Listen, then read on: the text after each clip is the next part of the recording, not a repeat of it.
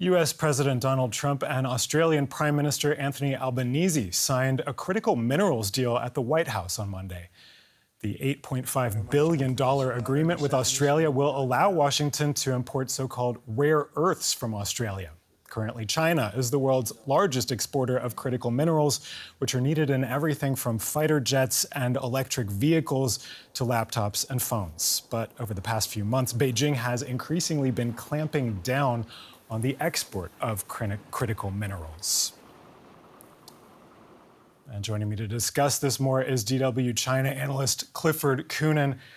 Clifford, what exactly are rare earths and why are they so important? Well, they're emerging now as the main weapon in the US-China trade war. So that's why they're significant. And what they are, I mean, they're called rare earths. They're often not rare, maybe critical, we also call them critical minerals.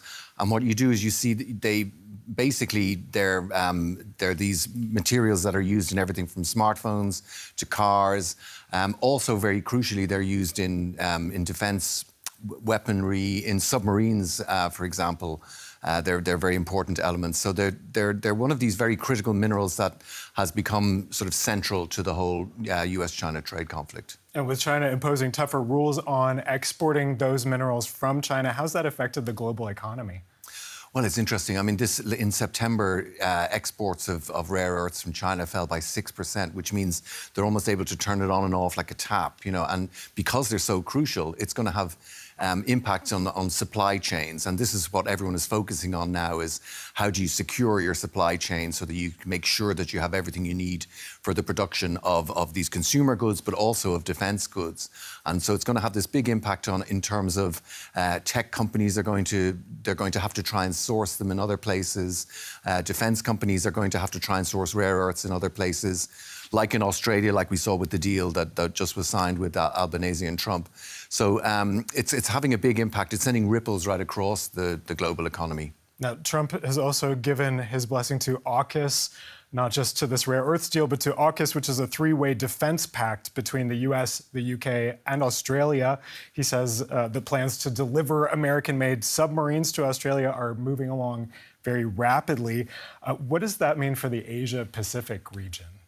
Well, it's very interesting. I think AUKUS was signed during the Joe Biden era, and it's a way of sort of securing Taiwan, self-ruled Taiwan, which China claims as its territory.